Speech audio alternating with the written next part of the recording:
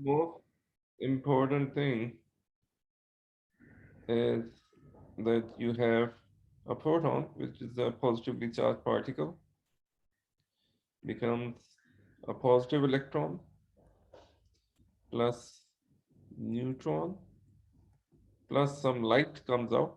Gamma is light. This is gamma ray. Remember, gamma rays was just a name for some very high frequency light, but in the end, it's just light. And a neutrino comes out. Now, what happens in these equations is, as I said, that they're just like chemistry equations. So you can take one of these to the other side. All you have to do is change the particle by antiparticle. So that, like, I can take this to this side,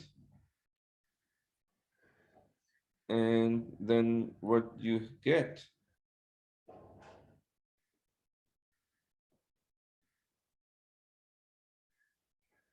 so something like this can happen, or you can take this neutrino to the other side,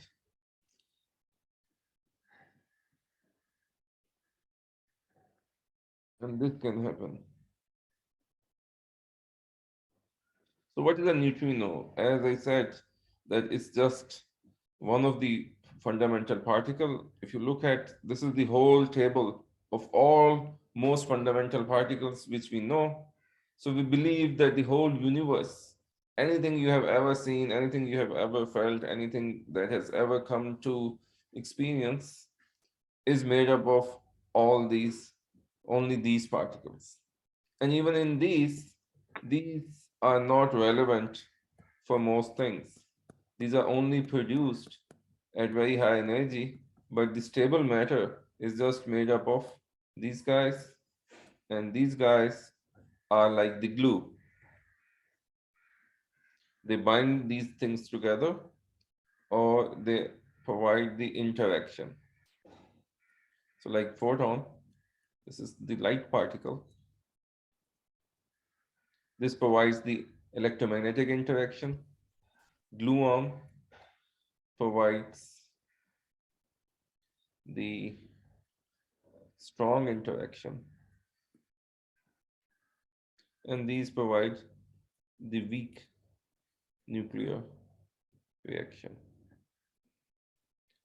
And there's nothing else which happens in the world. These are the main, these are the not the main, the only processes, only forces which exist in the world. One thing is missing, which is gravity. That's separate, that's not included in this table. So these guys are bound together using these, but this is all there is, which the matter is made of. These two combine to make neutrons and protons, and then you have the electron. And as you know, all chemistry is just combination of these.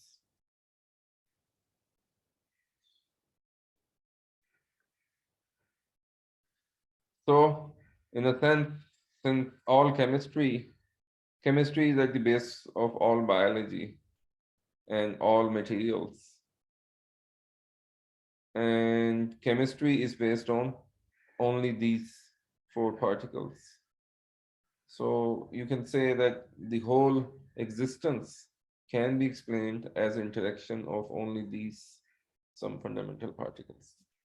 Only thing one needs to remember that all of these, they also have their antiparticles, which are not listed here because they are considered to be just there like twins, and they're also there. So these two are somewhat known because these are called quarks. They are just the constituents of neutrons and protons. You have three quarks, you need three quarks to make a neutron and three quarks to make a proton. And this one is also non-electron. So these guys, they make up our atoms. This fellow, the neutrino, this is a bit intriguing And its properties are the following. Well, do I write over here?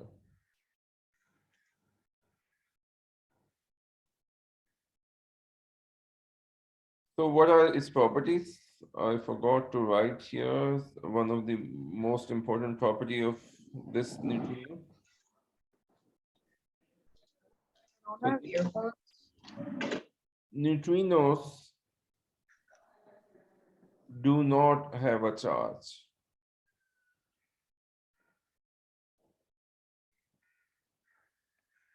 And neutrinos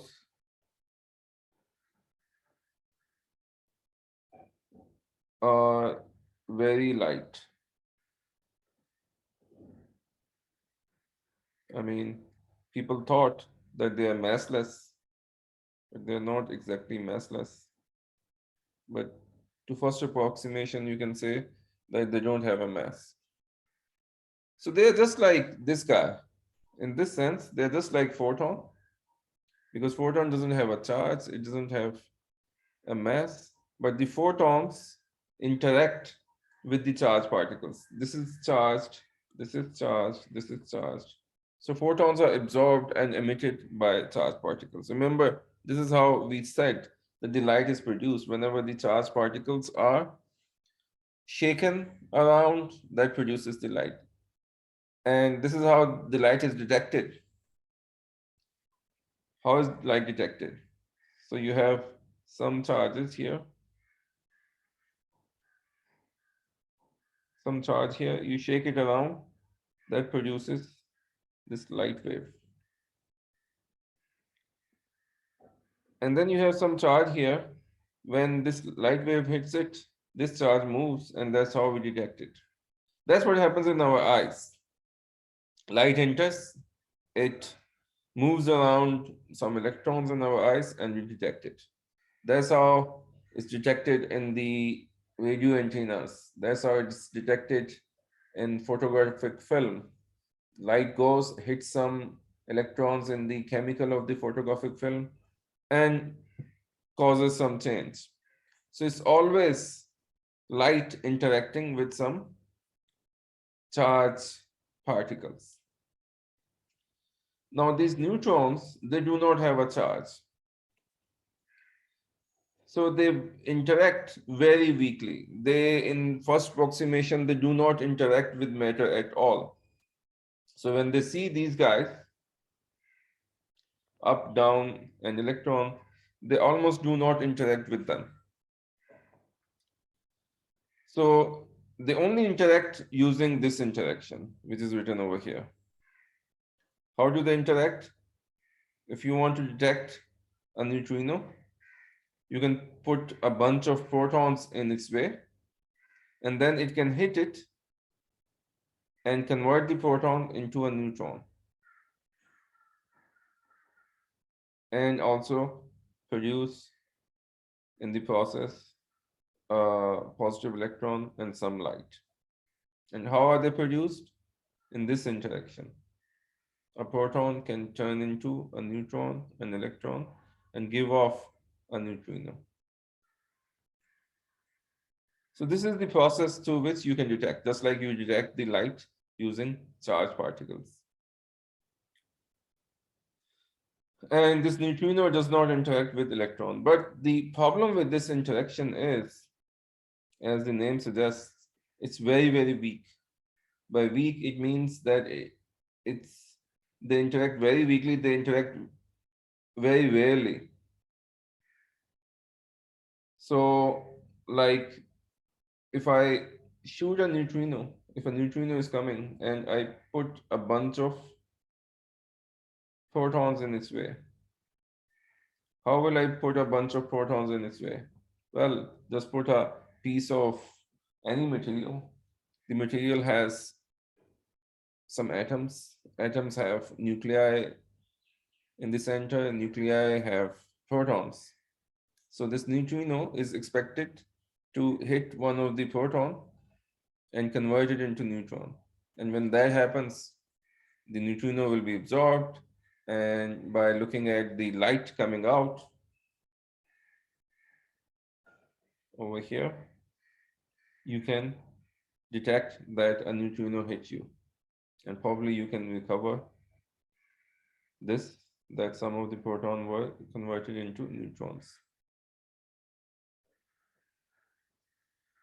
But the problem is that they interact so weakly that if a neutrino is coming and you put a piece of some material, like for example, you put a piece of lead.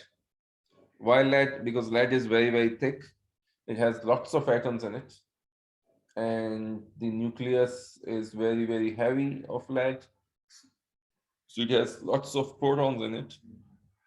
And you're expecting that the neutrino will hit it. But the neutrino interacts so weakly that it just passes through. There's a very rare chance that it will hit any of the protons in it. In fact, this is the probability that if you put a piece of lead which is this big, 1.5 into 10 to the 16 meters. So this is like the distance between Sun and Alpha Centauri. Such a big piece of lead. So you can imagine how thick it is and how less they interact. Then you have a chance that this neutrino will hit one of the atom, one of the nucleus. So that's why we say that they interact extremely weakly. And this is the reason that although we know that there are about 7 into 10 to the 10, so 70 billion neutrinos crossing every square centimeter of our body, but we just don't feel them. And they don't destroy our neutrons in our atoms because they just pass through. They interact, the chances of an interaction happening are extremely rare. So these chances are extremely rare, but they are not zero. We can detect them with sophisticated detectors with this process of passing it through some material and hoping that it interacts. So chance is limited but not zero. So what happens is, so this is one of the neutrino detector. So what is this? This is some people have made this detector. This one is in Japan, and what they have is an underground cave, and they have a very big hall in it, and this hall is all filled with water. So what is the role of water? Water is just provides lots of neutrons, lots of protons present in its nucleus. So then if the neutrinos come, if you look at one neutrino interacting with this big chunk of water, the chances are almost zero. But suppose if there are like trillions and trillions of neutrinos coming. So like this piece of lead, I said that if it's 1.5 into 10 to the 16 meter and the neutrino comes, it's just going to pass through. There's only one chance. Then it's a chance that it will hit it. But suppose instead of this big of a lead, I just take 1 meter of lead and instead I shower it with 1.5 into 10 to the 16 neutrinos.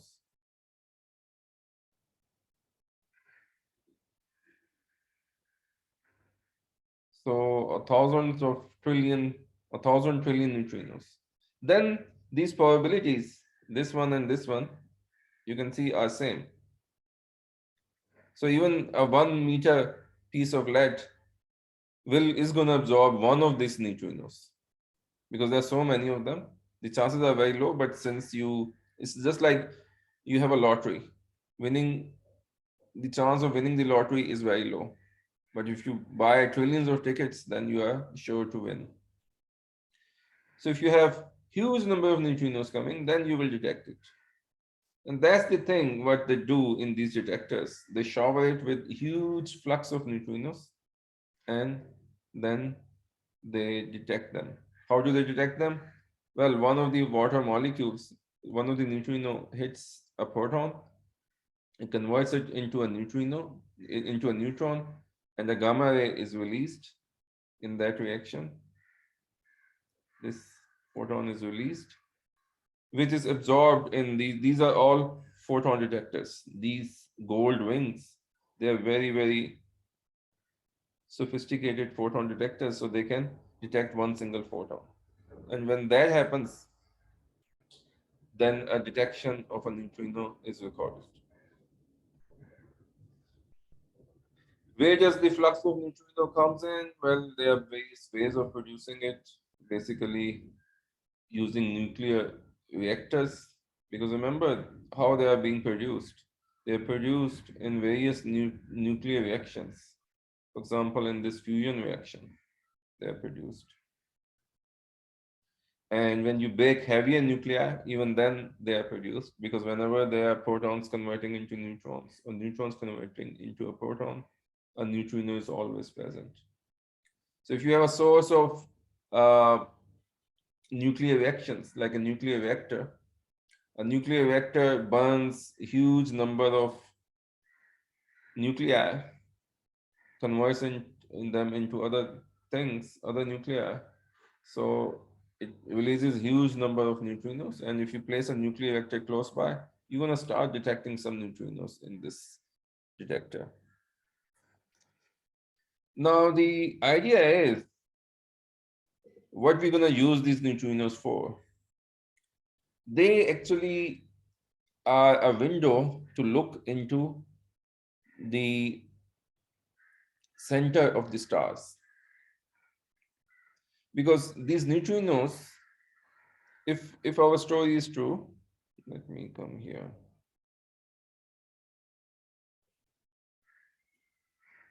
By the way, this is a nice poem about neutrinos. Neutrinos, they are very small, they have no charge and have no mass. This is slightly changed now. And do not interact at all. The earth is just a silly ball to them through which they simply pass, like dustmates down a drafty hall, or photons through a sheet of glass. They snub the most exquisite glass, ignore the most substantial wall. So on. And as I said, wrote over here, that a huge number of neutrinos are passing to us. They're passing to, if you put just like Earth, as I said, even if you put a piece of flat this big, they're just going to pass through. So the Earth almost doesn't exist. They just go through. Only in trillions of them, one of them is going to be blocked by Earth or by anything else.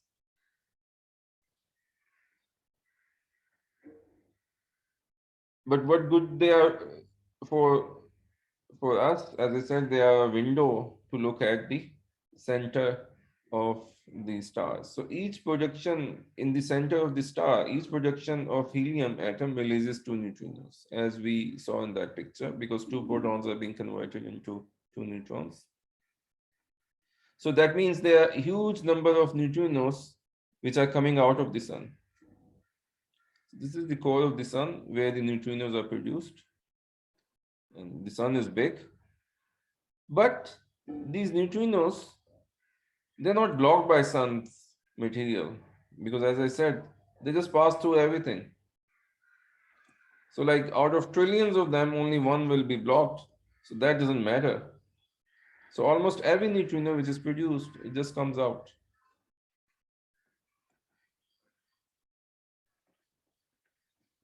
The light which is produced in the center,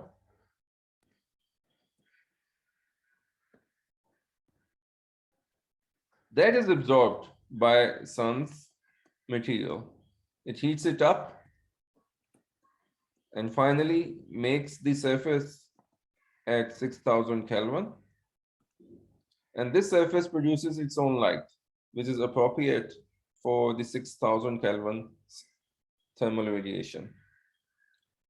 So whatever light is produced inside, that knowledge is lost because that is all used up to heat the sun.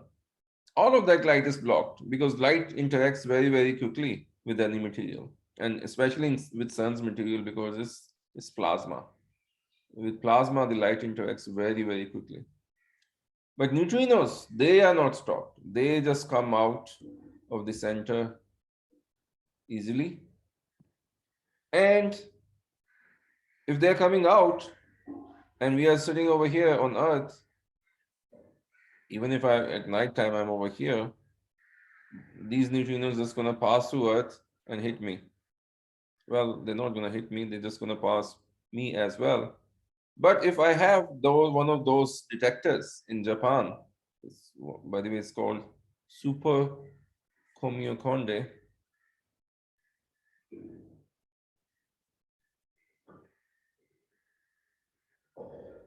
Then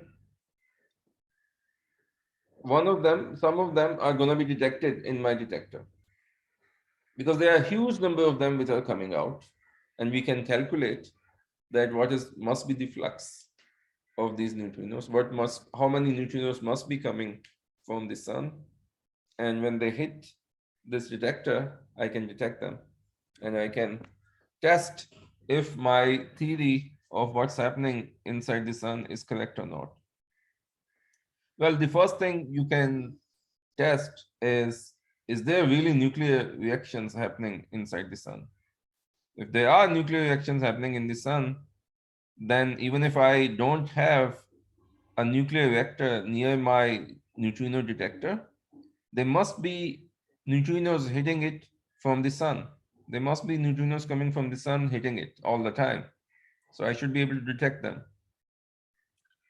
On top, I should also be able to calculate, because I can calculate that to keep the sun at its given temperature, remember you had to have a certain, well, to get the kind of energy which is coming out from the sun, and assuming that it is all coming because of the nuclear reactions, then you can calculate how many neutrinos must be produced at the center. And your theory predicts that the sun is so heavy, and to maintain this, you must have these many nuclear reactions happening at this rate, and the nuclear reactions are the source of energy. So you know exactly how many nuclear reactions must be happening. And if it's really that's what's happening, you can calculate how many neutrinos must be coming out. And since you know that for a given number of neutrinos entering your super Komikonde, how many will be detected, you can compare your detection with the theory. And you can really put a lot of confidence in what you were saying. Is it true or not? Also, this super Komikonde can also measure the energy of the neutrino, how much energy is there in the neutrino. And our solar models also predict what must be the energy profiles of these neutrinos, that how many neutrinos with this energy, how many neutrinos with that energy. And so a spectroscopy of neutrinos, that super Komikonde can do. And you can compare it with theory.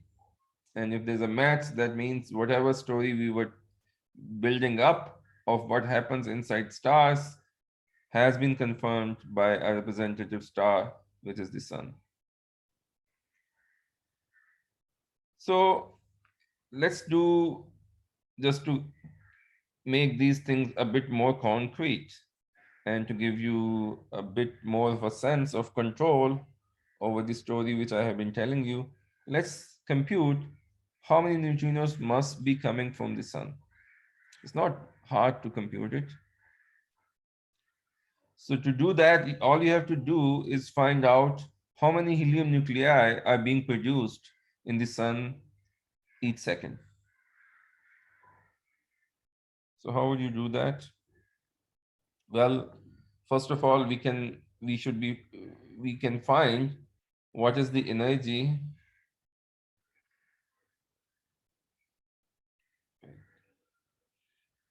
produced in each nuclear fusion reaction. When you combine four protons and make up one helium, how much energy is produced? Well, as I told you, one way to do it is to compare the mass of the initial products and the final products, and the missing mass is the one which is converted, which is coming out as energy. So this is the mass of a proton. You can look it up in your chemistry book.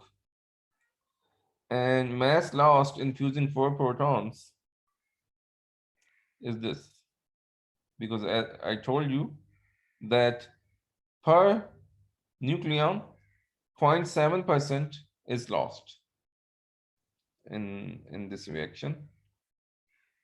So this is the mass which is lost. So how much energy is released in infusing four protons into one helium? You're gonna just use Einstein's formula. Energy is equal to mass times c square. So this is the mass which is lost. Multiply with c square. This is the energy which is coming out. So that's what I get. A tiny bit of energy, but not very tiny. It tells me that if I fuse a trillion, if I make a trillion helium nuclei, am I still on? Okay, yeah. If I make a trillion nuclei, I'll produce 4 joules. A joule is not very small, it's like a few calories. So if I fuse a trillion nuclei, I'll make a few calories. Well, you may say that, well, that's very inefficient, but you have to remember a trillion nuclei is just nothing. A gram of hydrogen has 10 to the Avogadro number, 10 to the 23. So a trillion nuclei. So if you produce a gram of helium, you're producing a trillion joules, a lot of this. So knowing this energy, that this is what is produced in each helium reaction, you can ask how many reactions happen in the core of sun per second. So this is the luminosity of the sun. This you can just simply measure sitting on Earth, that how much energy is coming out of the sun. And you can also calculate it. That's a better method using, remember, Stefan Boltzmann law.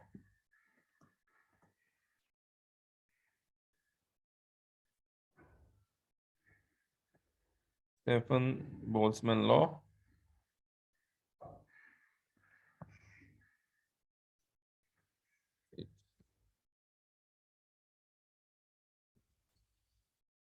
Because you know what is the temperature of the surface of sun, and Stefan Boltzmann law tells you at a given temperature how much power must be at that for the surface which is at temperature, and you know the surface area, so you know how much power is of the sun. That means how much total energy is coming out every second. So using that, we know that the luminosity of the sun is this much, 3.82 into 10 to the 26 watts. So every second, these many joules are coming out. So we know it using the Stefan Boltzmann law. So how many number of reactions are needed per second? This is the total energy which is coming out. And each helium nucleus production produced only this much energy in the denominator. So you divide the total energy by the energy in each reaction. So you get the total number of reactions you need. So you need 9 into 10 to the 37 reaction. I don't have a name for this number, but a very big number. And each reaction, 2 of the neutrinos are being produced. So that means, well, I can absorb this 9 into, make it about 10 to the 38. So about 2 into 10 to the 38 neutrinos are produced every second at the core of the sun. This should be happening.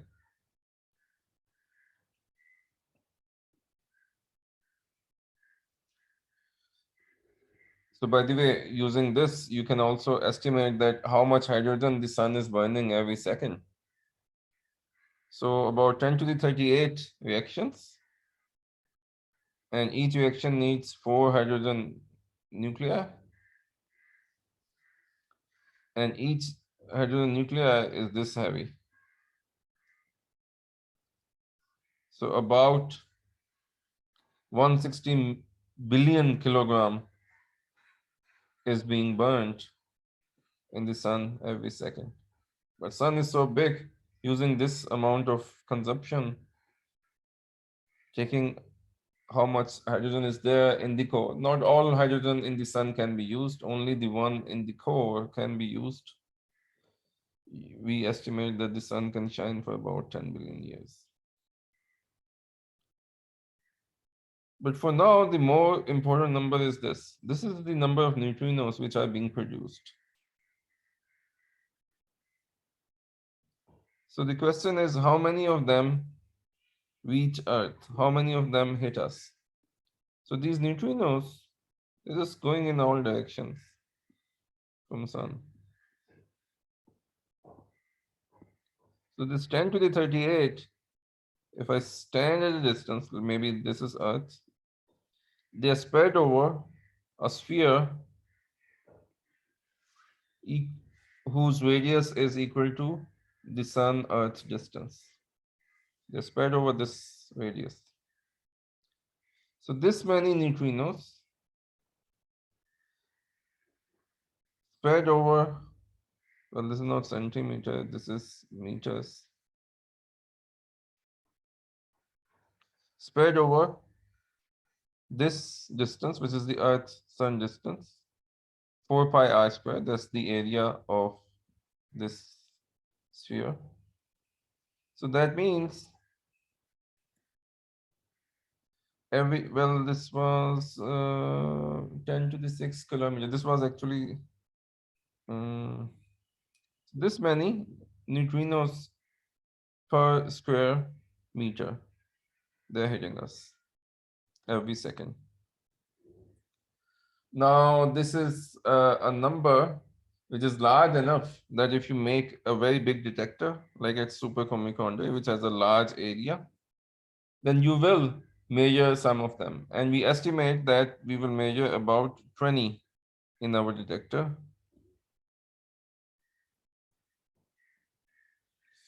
20 neutrinos per day in this detector. Between 10 and 20. I don't exactly remember the number because the number depends on which detector you are talking about, because it depends on the area of this detector and the efficiency of this detector. There are many of them on Earth. And then you can compare that this is my estimation that in this particular detector, there should be about 10, 20 neutrinos every day. And this is what you exactly detect. The match with the theory is exact. So that's how we know that neutrinos, that the nuclear reactions are actually happening at the center of the sun, because we see their trace on Earth in the form of neutrinos, which we can detect over here. There is actually a slight twist in the story. And the twist is, I don't need to discuss, but let me just mention. The twist is that, maybe let me open a notebook. Let me share.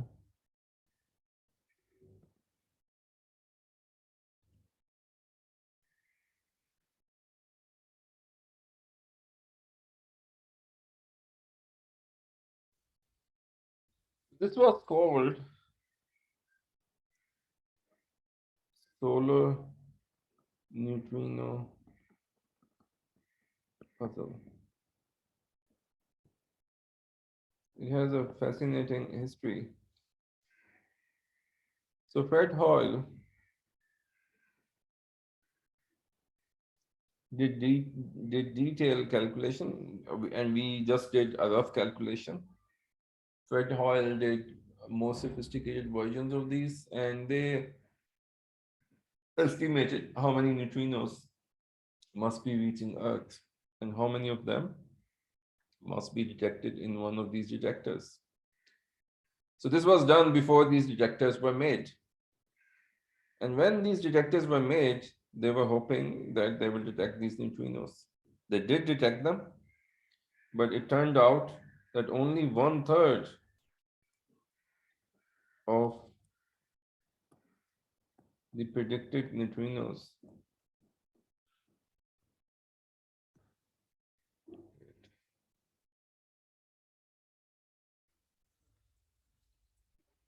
1/3 of the predicted neutrinos.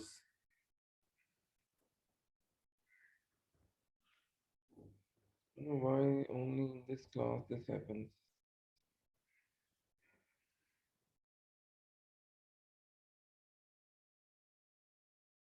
I don't know what's happening. Wait.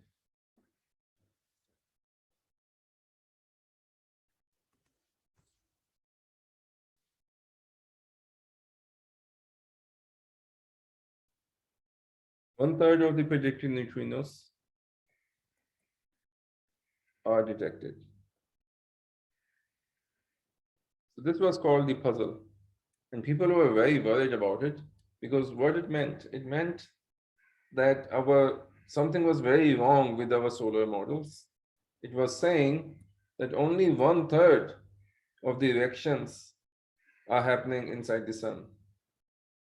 So where is this all this energy is coming from? What happens? Where is the rest of the energy? So do we not understand the sun at all? What's going on? So people tried to change the solar models and they thought of different other things. It turns out that in the end, there was a solution proposed that neutrinos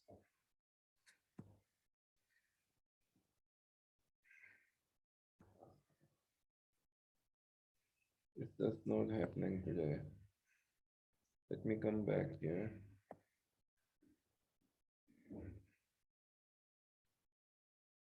The neutrinos change into other forms of neutrinos. If you look at this guy, this table,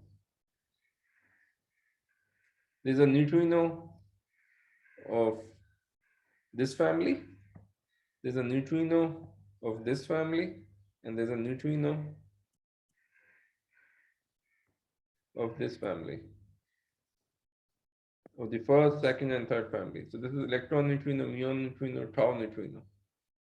And our detectors only detect this first neutrino because this is the neutrino which hits our protons, which hits protons.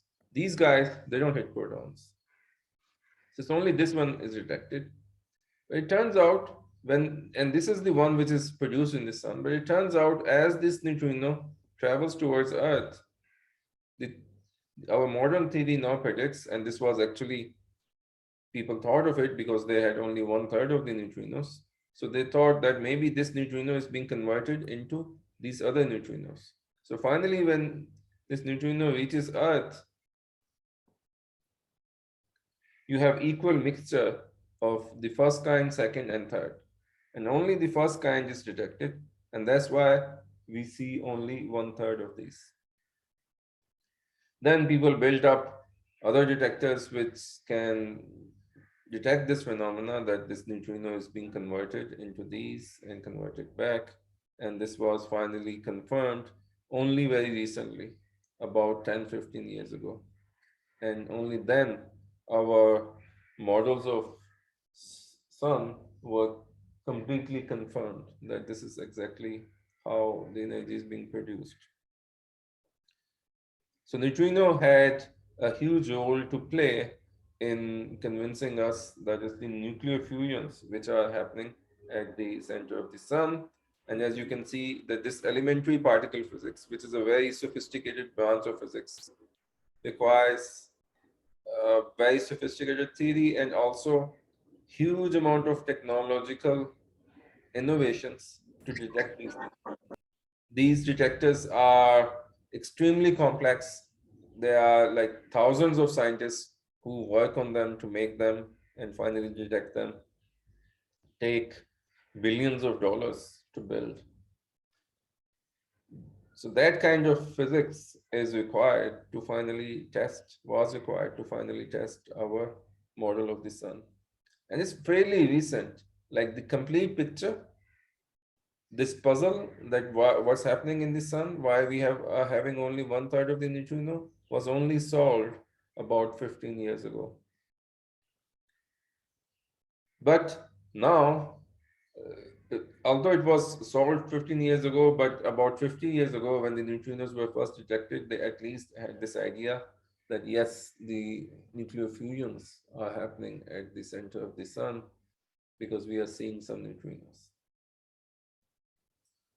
So it's a very modern science. It's a very modern idea of knowing what's happening at the center of the sun. And neutrino is the main window through which we can study that what's happening at the center of the sun. So my computer is giving me some problems. So I guess I'm gonna stop here for today and then continue next time, which will probably, hopefully, will happen this Saturday. I'll send you the, I'll let you know. So is there any question about what we did today? This may look complicated, but this is all just a story for you. So nothing much to worry about. If you just think about all of it, this is not a lot. This is just a synthesis. You have to remember that the sun is being crushed, and to stop that crush, some energy source had to be present at the center. That energy source is naturally provided by nuclear fusions. So nuclear fusions happen, and nuclear fusions are the ones which give out this energy. And how do you detect these nuclear fusions? Fortunately, these fairy kind of particles, these ghostly particles, or neutrinos, they are produced when nuclear fusions happen, and they just escape. They're not absorbed by anything.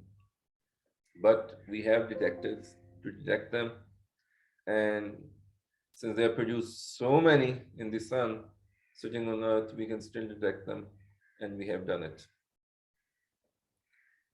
So if there's any question, let me know.